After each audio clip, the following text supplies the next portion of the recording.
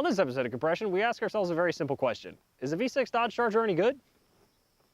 Guess we're gonna find out.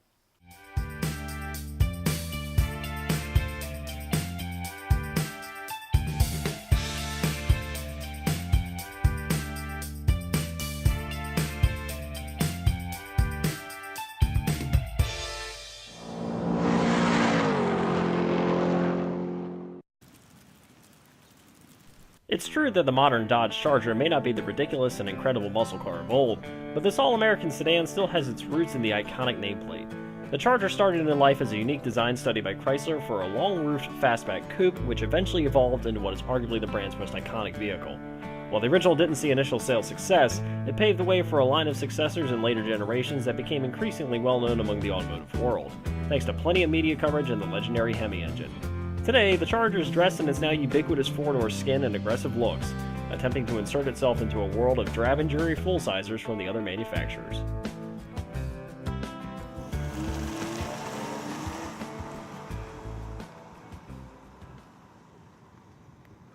No, the Dodge Charger is not the historic car that we all expect, this big, brawling V8 muscle car that will just rip your face off at the meanest look.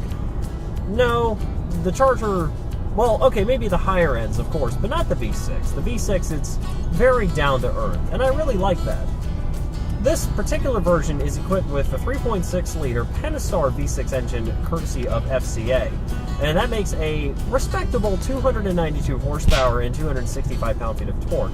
It's not the most powerful motor on the market, nor is it the most power per liter, what's that term? Power-dense unit you can find. But it's a pretty good V6 nonetheless, and even though it's only ranked at 292 horsepower, it will still haul this 3,800 pound boat from 0 to 60 in about 6.5 seconds, which is very respectable. But let's be honest here.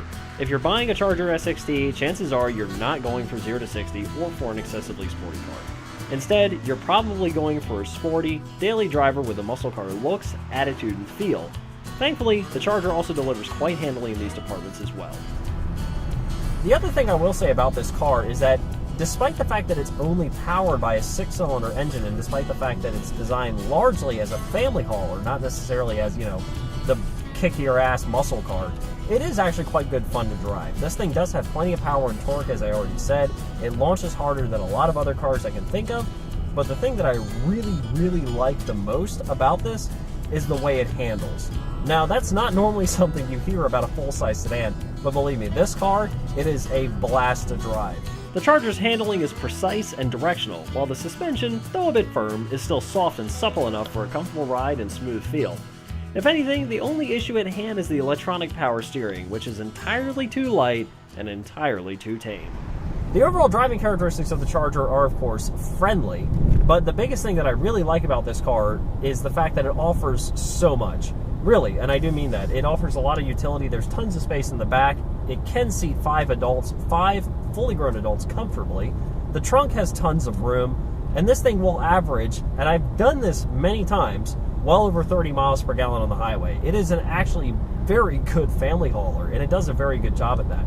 The seats, super comfortable. I have a great big infotainment system with all kinds of doodads and gewgaws and fun things I can play with when I'm not distracted by the road and the task of driving. There's actually a lot to like about the Charger, there really is. The passenger space, though, it's kind of blank, actually. It kind of annoys me. I kind of like the Mustang, how it has the, the pilot, co-pilot feel with the dashboard. The Charger, no, it's just kind of, there's really nothing there. There's not really anything for the passenger to feel like they're part of the experience. It's just kind of blank, open dashboard with a really big glove box, granted, but they're not really going to be playing with it. At least they shouldn't be while they're riding around with you. So, take it as you will. Between the push-button start, 8-speed automatic transmission, and oodles of tech bits thrown around the interior, the Charger feels right at home in the modern world. Not only that, but the overall interior is extremely intuitive and very welcoming, with a comfortable steering wheel to the overstuffed seats. It really is one of the best parts of the car.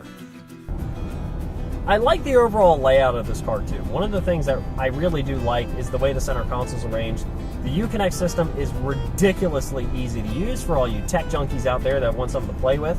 The apps, it's all drag and drop. It's very simple to use. The screen is very fast. It's very responsive.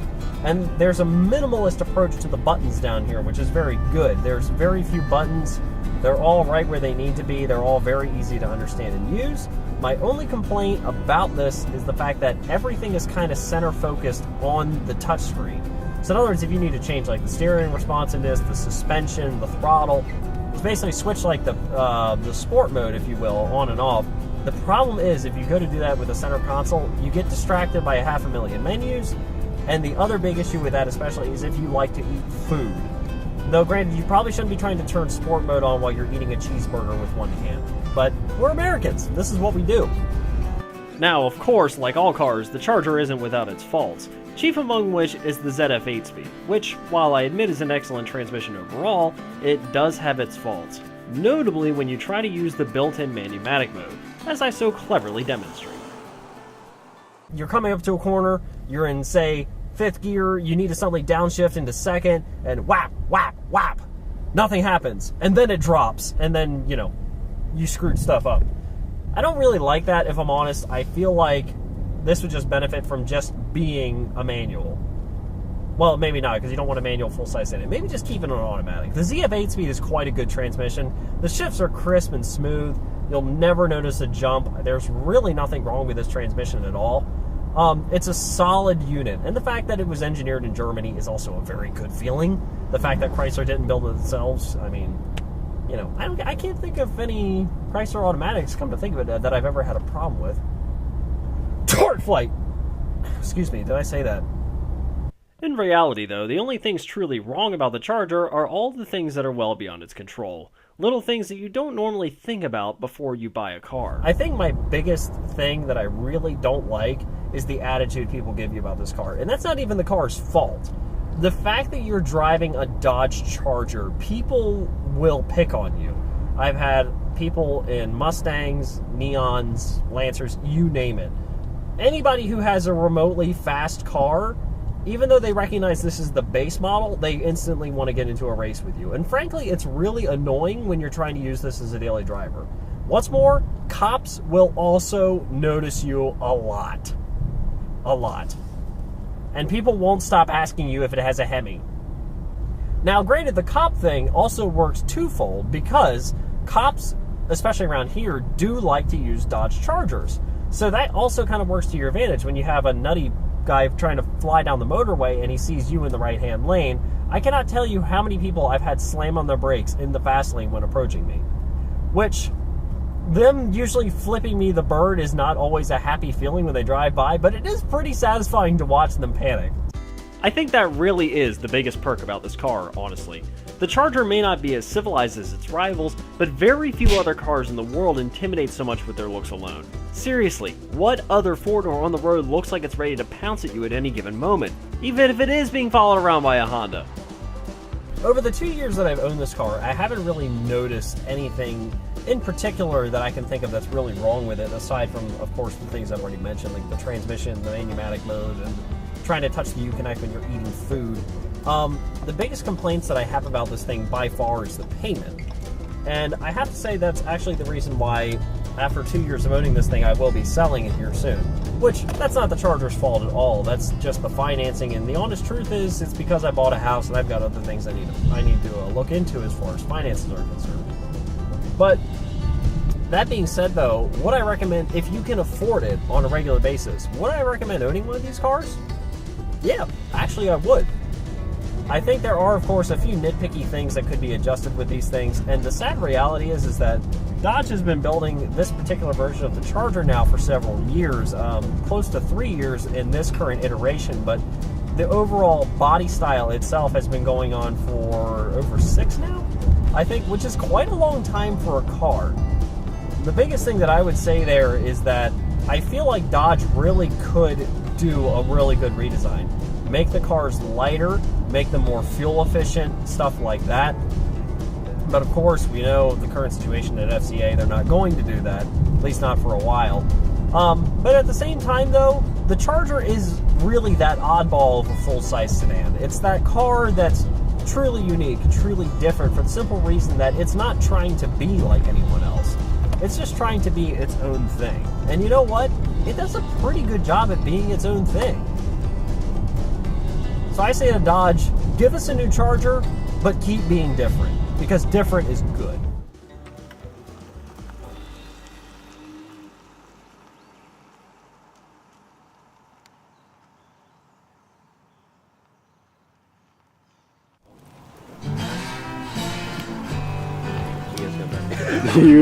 Let's try that. There's one for the blue grill. Well, Thank you, Escalade, for cutting me off. Anyway, literally just obsolete. There's really... Screwed up.